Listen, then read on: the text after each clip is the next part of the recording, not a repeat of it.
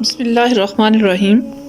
حضرت عبداللہ بن عباس رضی اللہ تعالیٰ عنہ سے روایت ہے کہ رسول اللہ صلی اللہ علیہ وسلم نے اعتکاف کرنے والے کے حق میں یہ فرمایا کہ وہ گناہوں سے بچا رہتا ہے اور نیکیاں اس کے لیے جاری کی جاتی ہیں، ایسی نیکیاں جیسے کہ عام طور پر نیکیاں کرنے والے ہر قسم کی نیکیاں کرتے ہیں۔ اعتکاف کا لفظی مطلب روکنا اور منع کرنا ہے۔ چونکہ انسان اعتکاف میں اپنے آپ کو چند مخصوص باتوں سے روکتا ہے، اس لیے اسے اعتکاف کہتے ہیں۔ اعتکاف رمضان المبارک کے آخری عشرہ میں ہوتا ہے، یعنی 20ویں روزے کی شام کو غروب آفتاب سے شروع ہوتا ہے اور عید کا چاند نظر آنے پر ختم ہو جاتا ہے۔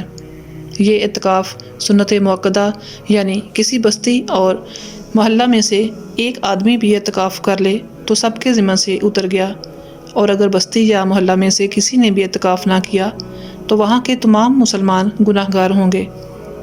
مرد کے اعتکاف کا طریقہ یہ ہے کہ 20ویں روزے کی شام کو مغرب سے پہلے مسجد میں داخل ہو اور پھر عید کا چاند نظر آنے پر مسجد سے باہر نکلے۔ اس دوران کھانا پینا، سونا جاگنا، پڑھنا لکھنا سب کچھ مسجد کے اندر رہ کر کرے گا۔ البتہ ضروری حاجت کے لیے مسجد سے باہر نکل سکتا ہے۔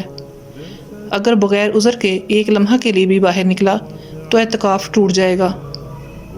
عورت کے اعتکاف کا طریقہ یہ ہے کہ وہ اپنے گھر کے کسی کمرہ میں یا کسی کمرے کے ایک مخصوص کونے میں ٹھہر جائے اور وہیں کھائے پیے، وہیں سوئے۔ صرف ضروری حاجت کے لیے اپنی جگہ سے باہر جا سکتی ہے۔ اعتکاف کی حالت میں بالکل خاموش رہنا ضروری نہیں۔ اعتکاف کی حالت میں بالکل خاموش ہو جانا اور خاموشی کو عبادت سمجھنا مکروہ ہے، لیکن فضول باتیں کرنا بھی مکروہ ہے۔ بس دین کی باتیں کرنے کی اجازت ہے۔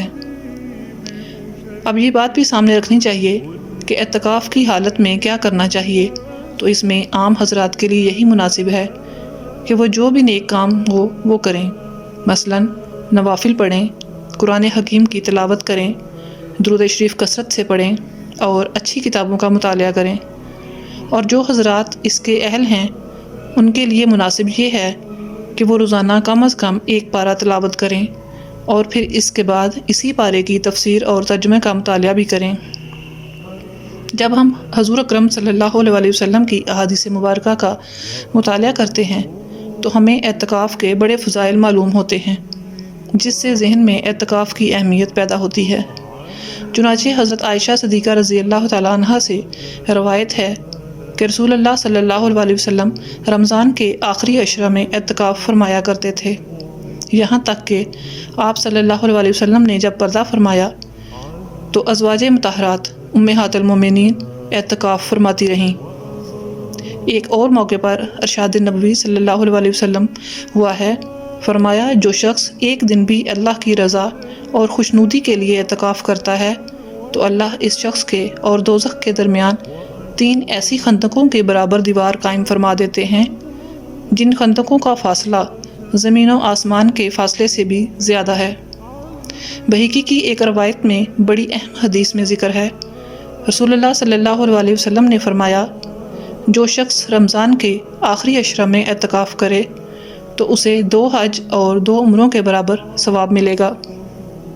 بہت سے ایسے کام بھی ہیں جنہیں انسان مسجد سے باہر کرتا ہے تو اسے ثواب ملتا ہے، لیکن اعتکاف کی حالت میں وہ کام نہیں کر سکتا۔ مثلاً کسی کی عیادت کے لیے جا سکتا ہے، نہ کسی جنازے کے ساتھ جا سکتا ہے، نہ کسی کی خیر خواہی وغیرہ کے لیے جا سکتا ہے۔ تو اس کے بارے میں حضرت عبداللہ بن عباس رضی اللہ تعالیٰ عنہ سے روایت ہے کہ رسول اللہ صلی اللہ علیہ وسلم نے فرمایا اعتکاف کرنے والا گناہوں سے تو محفوظ رہتا ہی ہے اور اس کے لیے نیکیاں اتنی ہی لکھی جاتی ہیں جتنی کرنے والے کے لیے۔ اللہ رب العزت ہمیں رمضان المبارک کے آخری عشرہ کی تمام نیکیاں سمیٹنے کی توفیق نصیب فرمائے، آمین۔